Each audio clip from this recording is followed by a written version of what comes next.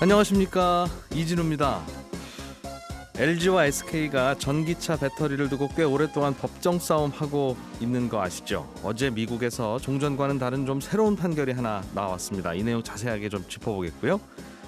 대리운전 기사들 보험료가 앞으로 좀 줄어듭니다. 어떤 이유 때문인지, 그렇다면 그동안은 왜 더 비싼 보험료를 냈던 건지 잠시 후에 또 살펴보겠고요. 내가 투자한 주식이 갑자기 상장 폐지가 되면 이게 하루아침에 휴지 조각 될 수도 있습니다. 상장 폐지 되기 전에 뭘 좀 더 알고 있으면 상장 폐지를 피할 수 있는지 그 요령까지 오늘 함께 알아봅니다. 4월 2일 금요일 손에 잡히는 경제, 광고 듣고 바로 돌아오겠습니다. 네, 주요 경제 뉴스들 살펴보겠습니다. 김현우 행복자산관리연구소장, 그리고 손에 잡히는 경제 박사훈 작가 어제와 마찬가지로 나와 계시고요. 오늘은 뉴보이스 김윤경 경제전문기자 나오셨습니다. 어서 오세요. 안녕하세요. 안녕하세요. 네, 안녕하세요. LG 에너지솔루션, SK 이노베이션. 회사 이름이 점점 길어지고 있어요. 줄여서 얘기할까요? LG와 SK. 네. 둘이 배터리 소송을 두고 싸운다는 얘기는 들었는데 아직 안 끝난 것 같고. 네. 두 회사가 왜 싸우는지 좀 설명해 주세요. 일단. 복잡하지만 네. 태초에 일단 3건의 소송이 있었습니다. 그리고 하나는 LG가 이겼어요. 이게 이제 지난 2월에 예. 있었고 이번에 SK가 또 예비 판정을 받았는데 여기서 이긴 겁니다. 그러니까 지난번에 2월에 LG가 이긴 거는 영업권 침해 소송이었어요. 예. 그러니까 SK가 현저하게 그 LG의 영업권을 침해하고 있다. 영업권이 뭐예요?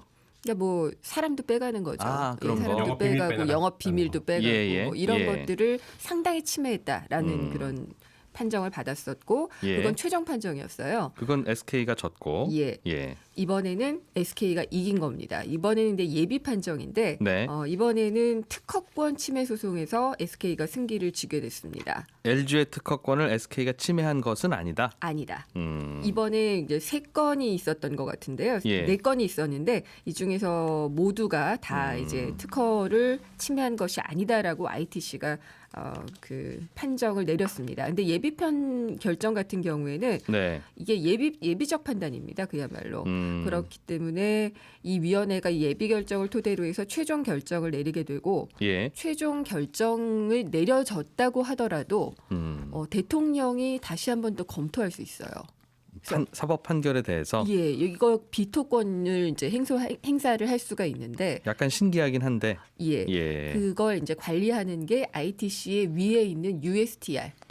아이고 무역 복잡하다. 대표부입니다. 이제 복잡하기는 한데 그래서 예. 아까 그 말씀드렸던 영업권 침해 소송도 완전히 끝나지는 않은 게 바이든 대통령이 거부권을 행사해달라라고 예. SK가 얘기를 하고 있는 거고 지고 있는 SK가 예, 열심히 로비를 좀 하고 있는 걸로 알려져 있고요. 예. 그다음에 이번에는 예비 판정이기 때문에 또 최종 판정, 그다음에 대통령 비토권 이런 것까지 가려면은 다 시간이 걸리는 것 같습니다. SK가 배터리 사업을 시작할 때 LG 직원들을 좀 빼가서 네, 배터리 사업을 시작했다고 LG가 건 소송에 대해서 네, 영업권 침해한 건 맞고 네. 특허권 침해까지는 아니고 여기까지가 판단이 내려진 거군요. 그렇죠. 그리고 특허에 대해서 이제 또 하나 더 걸려 있는 게 있다고는 하는데 그건 예. 조금 더 있다가 내려질 그렇군요. 것 같아요.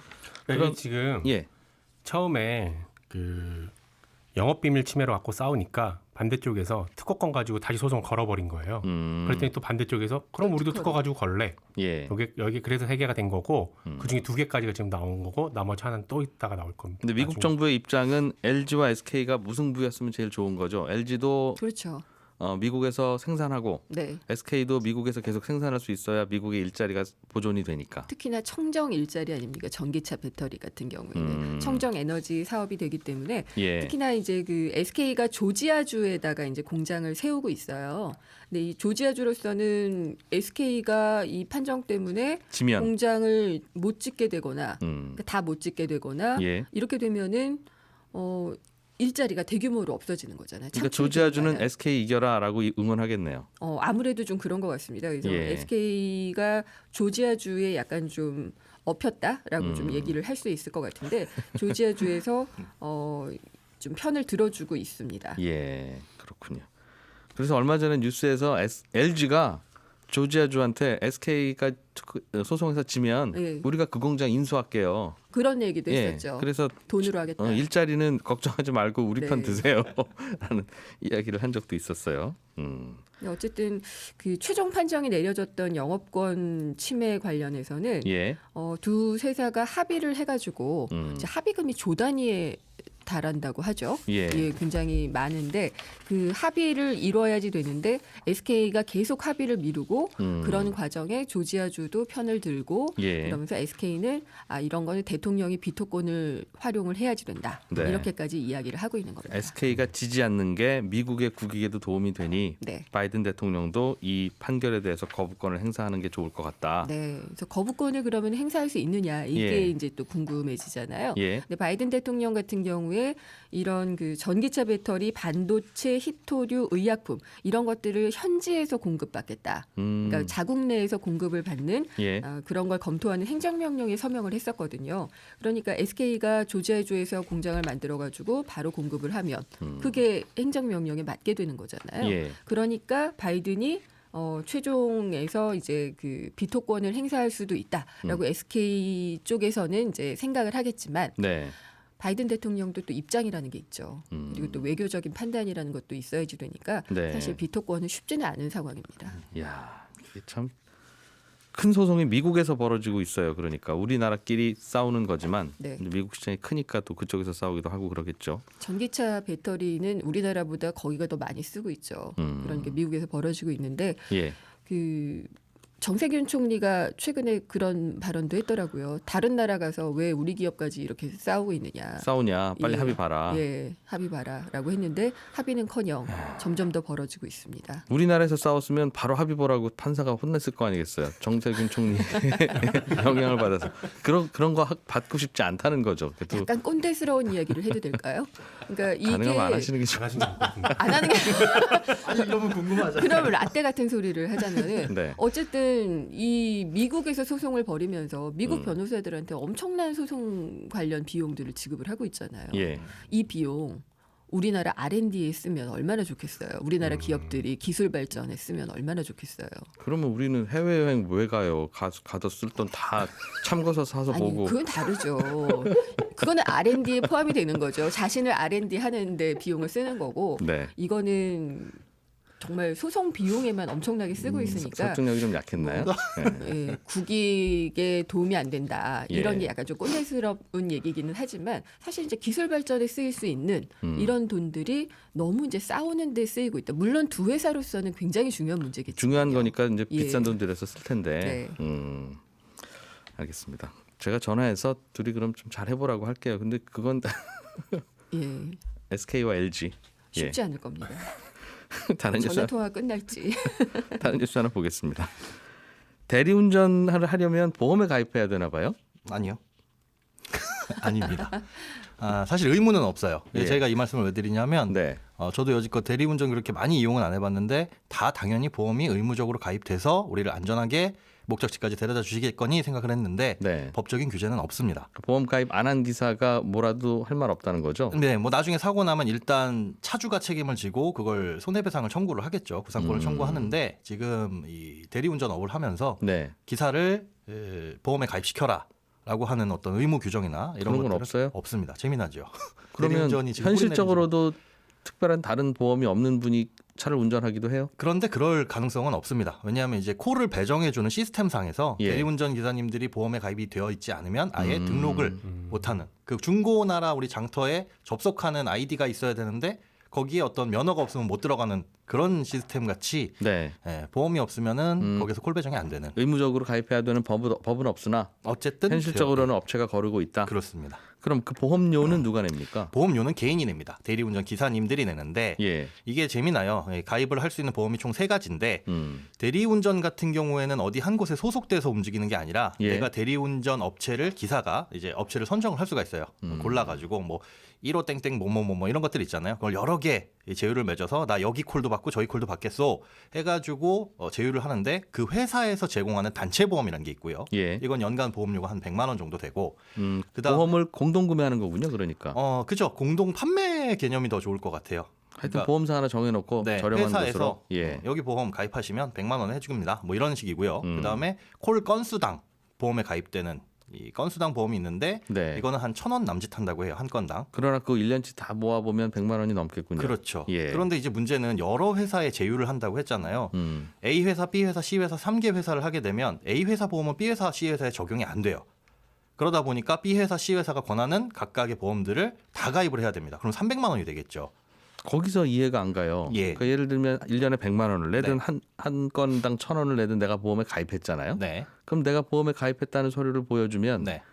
다른 콜 업체에다가 나 혹시 대리운전 시킬 일 있으면 저 불러주세요라고 할 때 네. 보여주면 되잖아요. 네, 그렇게 하면 될 것 같은데 일단 단체 보험이라는 거는 해당 회사에만 적용이 되는 것으로 보험사와 계약이 체결돼 있는 것이고 그런 것들의 불합리함이 있으니까 이제 개인 보험이 있습니다. 예. 나는 개인적으로 내가 운전하는 건 어느 업체를 제휴해서 운전을 하든지 간에 보험 적용을 해줘라. 이게 네. 개인 보험인데 이 보험료가 약간 싸지만 이것도 한 100만 원 정도 한다고 해요. 예. 근데 이거는 하나만 가입하면 네. 여러 회사에 등록을 해가지고 내가 운전을 해도 다 적용을 받을 수 있는데 기존까지는 지금 말씀해 주신 것처럼 그 보험 각 그 대리운전 업체에서 이 사람이 개인 보험을 가입했는지 안 했는지 확인이 안 됐기 때문에 이걸 어쩔 수 없이 단체 보험을 하나씩 다 했었다. 이런 불합리함이 있어서 요번에 시스템이 구축된 건 예.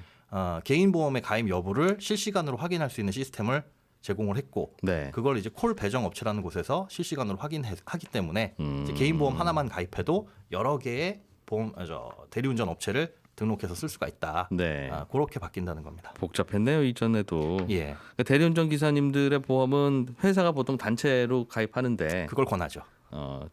콜 배정 회사들마다. 네네. 그런데 나는 양쪽 다 하고 싶다 그러면 다 가입해야 되니까. 네, 그러지 말고 그럼 내가 내 개인으로 그냥 가입할게. 네, 그리고 나는 어디든지 갈 수 있게 해줘. 보험 있으니까. 네네. 그랬더니 가입하셨다는 걸 저희가 확인이 안 돼서 확인이 안 돼요. 그래서 단체 보험 또 가입하셔야 됩니다. 네. 그게 지금까지의 관행이었다는 거죠. 맞습니다. 근데 그게 왜 확인이 안 돼? 이해가 안 되네. 왜 확인이 안 돼요? 자, 1번의 문제. 대리운전 업체에서 이 개인이 가입을 했는지 안 했는지 확인할 필요가 없고 귀찮게 그 짓을 할 필요가 없었던 거예요. 그러니까 기사님한테 네. 가입했다는 증명서 하나 떼어서 저희한테 팩스로 보내주세요 하면 그렇죠. 되잖아요. 굳이 그걸 할 이유가 없었다는 거죠. 왜? 우리가 제공하는 보험 그냥 네가 가입해. 싫으면 말고 기사는 남잖아. 와. 라고 할 수 있다는 거죠. 그러니까 약간 이거 갑질 아니야? 라고 볼 수 있는데 와. 공정위에서 그래서 1월에 갑질의 우려가 있다. 왜냐? 이 보험이 그렇게 돼서 이 가입하는 사람들한테 제 가격에 제공이 되면 모르겠는데 과거에는 이 대리운전 업체가 보험 대리점도 겸하면서 보험을 판매하면서 그 보험 판매에 대한 그럴 것 수수료도 같아요. 단체 보험에 가져갈 수도 가입하면서 그렇죠. 리베이트를 받았거나. 그리고 네. 혹은 보험 대리점은 아니더라고 하더라도 100만 원짜리 보험을 110만 원에 팔 예. 이런 소지도 있다. 그렇기 때문에 굳이 이유가 없었고 두 번째는 이게 의무보험이 아니다 보니까 개인이 가입하고 저 이거 대리운전 업체에다가 보험 가입했어요라고 서류만 제출하고 네. 다음 날 해약해 버리면 알 수가 없는 거예요.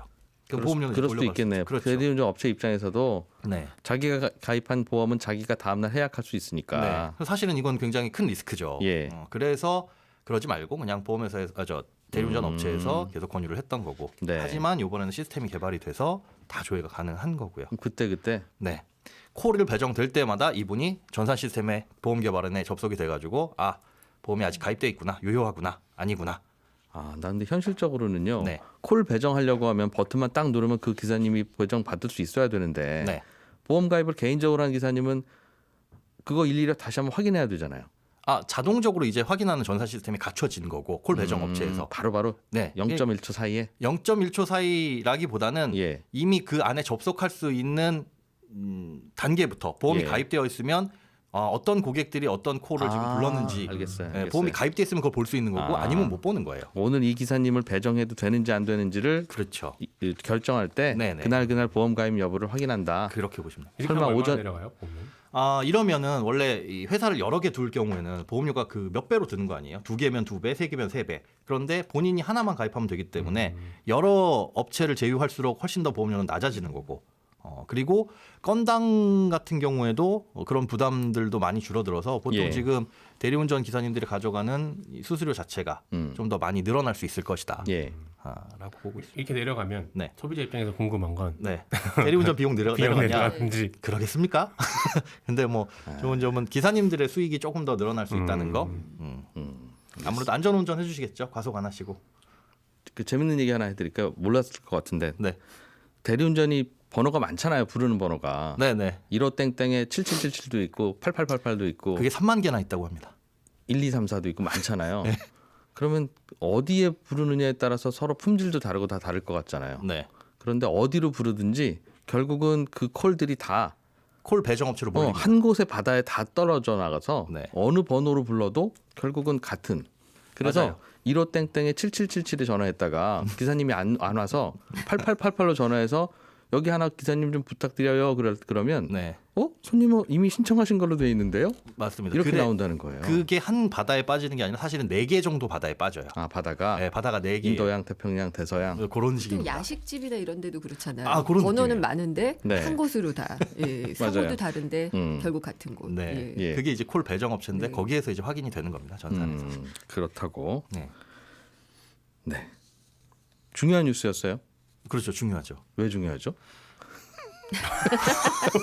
중요한 뉴스라며요. 아, 네. 깜짝 놀라. 다른 뉴스 하나 보겠습니다. 상장회사 49곳이 상장 폐지 위기에 처했습니다. 거의 이제 상장 어린 폐지 될 뉴스에 것 나오죠. 같은데 네. 이게 어느 날 갑자기 내 주식이 거래되다가 띵 상장 폐지 이렇게 나오는 거예요. 그렇죠? 그렇죠.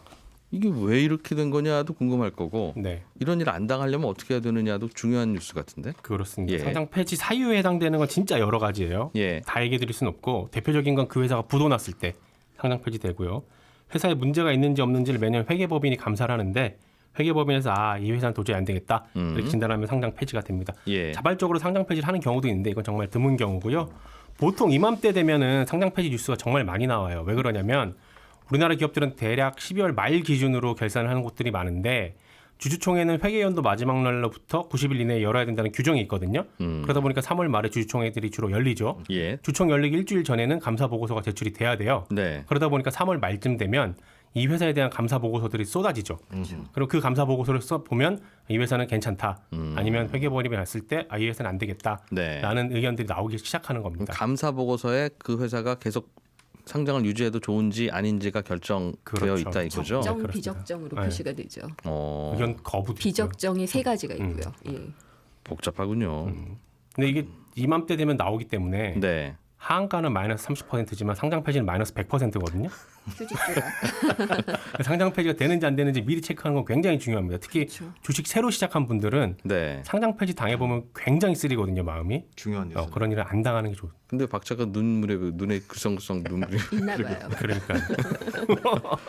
어. 그래서 투자자들 입장에서는 예. 그럼 뭘 좀 미리 챙겨보면 예. 내가 들고 있는 종목이 상장 폐지가 되는지 안 되는지를 체크할 수 있느냐. 사전에 체크를 해봐야 그렇죠. 되는데. 이게 궁금하실 텐데 예. 그거는 박동훈 회계사 얘기 직접 들어보시죠. 투자하실 때 아마 그 종목 정보 확인하기 위해서 뭐 포털 사이트 금융 쪽이나 아니면 이제 HPS 아마 많이 보실 텐데요.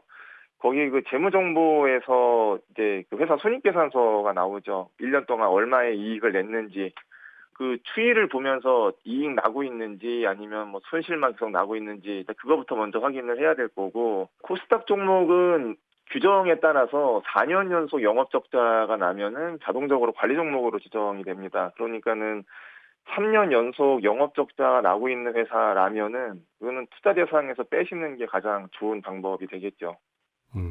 가장 흔한 경우가 영업 적자가 4년 이상 계속되면 즉 네. 3년 동안 영업 적자였는데 올해도 영업 적자야. 그러면 퇴출이라는 거죠. 그렇죠. 관리 종목. 관리 종목이 편입된다. 일단 관리 종목이 되고 예. 2년 연속이 되면 퇴출이에요. 아 관리 종목 지정된 후에 또 그러면 네. 그러니까 결국은 5년 5년 연속 연속이네요. 영업 적자를 기록하면 퇴출이네요. 네. 쌍용차가 그런 경우. 그러니까 관리 종목이 편입된다고 해서 무조건 상장 폐지가 되는 건 아닌데 네. 어쨌든 내가 들고 있는 종목이 관리 종목이 편입됐다라고 하면 그때부터는 굉장히 신경을 써야 된다는 겁니다. 관리 종목이 편입되는 것 자체도 악재니까 그렇죠. 3년 동안 영업이익이 적자면 조심해야 되겠네요. 네. 그러면 요령은 내가 주식 투자를 1년 내내 하다가 3월 한 중순쯤 되면 혹시 내가 갖고 있는 종목이 최근 3년간 영업이익이 계속 적자가 아닌가 확인해 보고 네. 만약 그러면 그냥 마음의 준비를 하고 있으면 돼요. 아니면 빨리 팔아야 알겠습니다. 뭐 회생의 기회가 없지는 않겠지만 네, 주의를 없지는 해야겠죠. 않겠지만. 예. 근데 이게 또 그러다가 4년째 다시 영업이익이 흑자로 돌아서면 그게 또 호재로 반영이 돼서 많이 올라요 주가가. 그래서 그 미련 때문에 맞아요. 요거 싼 건 싼 이유가 있으니까 갖고 있다가 혹시라도 영업이익이 좀 나면 많이 오를 테니까 그리고 또 3년의 기회가 다시 생기는 거잖아요. 그렇게 되면. 한 번만 영업이익이 올라가면 네. 그래서 맞아요. 그러면 그럴 경우도 있죠. 그래서 보통 회사들은 요령으로 4년째도 영업이익 될 것 같으면 3년째 영업 손실을 많이 일으키고 아하. 아예 그냥 해버리고 다시 뭐 4년째에 살짝 환입받아서 흑자로 돌아섰다가 또 영업 적자가 시작되는 그런 경우도 있기도 하더군요. 예.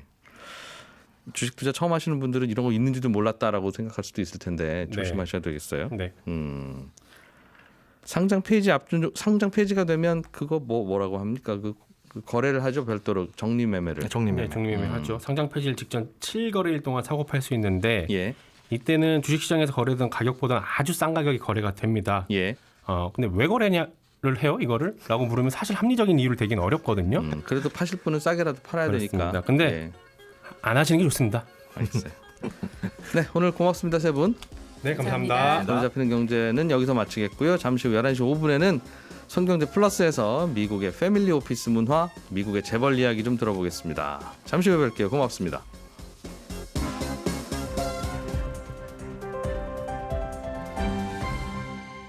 경제를 생각하는 사람들의 즐거운 습관. 이진우의 손에 잡히는 경제.